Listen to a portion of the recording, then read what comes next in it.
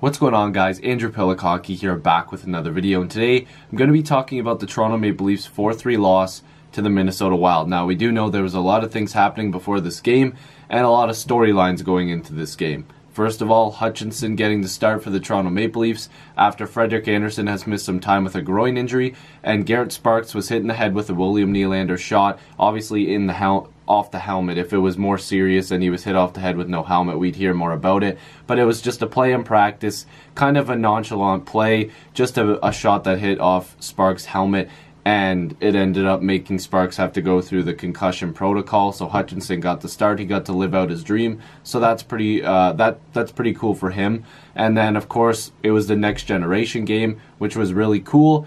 And William Nylander also not scoring yet, but we'll also get to that later in this game. It sucks because the Leafs got off to a good start, which we'll get to, but kind of let it slip away with all the turnovers that they had in this game. So let's get right into it.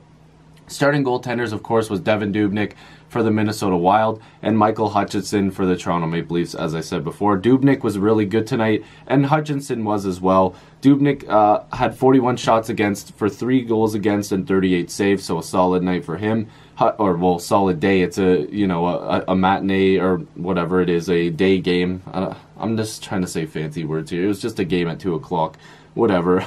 Michael Hutchinson had 34 shots against, 4 goals against for 30 saves. So pretty solid, as being tossed into a situation where, we didn't really know any of the guys. He hadn't really met Babcock until, minutes, I guess, or, half hour before the game maybe. It's tough. So let's get into the game. The puck drop. And just like the kid said in the dressing room with Babcock before the game, you got to get started on time. And Mitch Marner definitely did, scoring 7 seconds into the game. I believe that's tied for a franchise record for fastest goal by a Toronto Maple Leaf with Conacher, I believe, in 1932, I believe it was.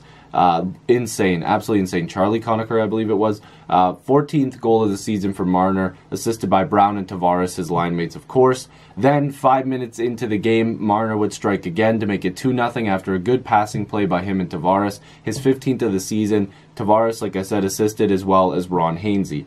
Then the Leafs started to give the puck away.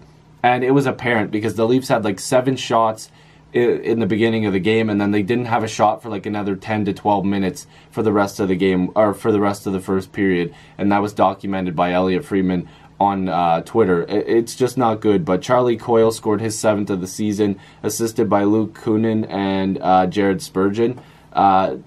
Just a goal that maybe the rebound control could have been a little better, but it was just kind of a nothing goal because everybody kind of was scrambling. The puck bounced out and Coyle was just the guy to find it. It was 2-1 going into the second period. Then Mikko Koivu scored his 6th of the season to tie the game. Jared Spurgeon and Zach Parise would draw the assists. And then, finally, William Nylander, get the monkey off the back, throw it right off, and he did that, scoring his 1st of the season. It was a really nice goal. William Nylander, in my opinion, had a really good game. Also, I want to bring up a play after I mentioned this. Matthews and Dermott were the assist. Great goal by Nylander. Welcome back to the scoring sheet, of course, to getting that goal there. That was really, I was really happy for him. He looked happy getting the monkey off his back. I wish the Leafs could have pulled out a win. But let me just mention something as well. There was a play being described by Friedman and Kyprios in the intermission, where they're talking about how Nylander covered Eric Stahl and didn't do it well. Rewatch that play. William Nylander is not at fault whatsoever in that play. He covered Stahl to the best of his ability, as, first of all, he's not a defenseman and he was back-checking. He caused Stahl to not actually get a proper chance at scoring. Yes, he went around the net, but tell me who's covering that trailer. Is Nylander supposed to cover all those guys? That was just brutal. I thought that didn't make any sense to me at all. That was not Nylander's fault. If you watch the intermission, just did not make sense to me whatsoever. And I think that's the goal that was scored here. Jared Spurgeon, that was his 5th of the season. I believe that's the goal that it was. I mean, Hutchinson was kind of flopping all over the crease. I thought he maybe had a chance to get up. It's tough, but they tied the game, and I don't think Nylander was at fault there whatsoever. The third period would come and the Leafs just, again, an abundance of giveaways. They looked really bad. Parise got his 18th of the season assisted by Charlie Coyle, and that would be the game. The Maple Leafs had some extra chances. Their power play wasn't very good tonight, or today. I probably said tonight already when I shouldn't have, but the Toronto Maple Leafs definitely turned the puck away so many times. They just gave this game away, to be honest with you. I was not impressed whatsoever with, yeah, they had a lot of shots on net. I'm going to say a lot of them weren't really high scoring chances. They did have some really good shots on net.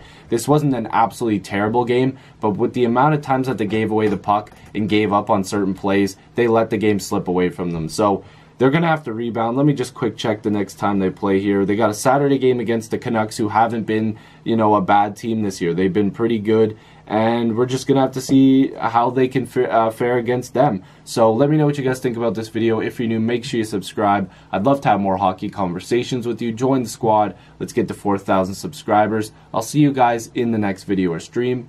Peace.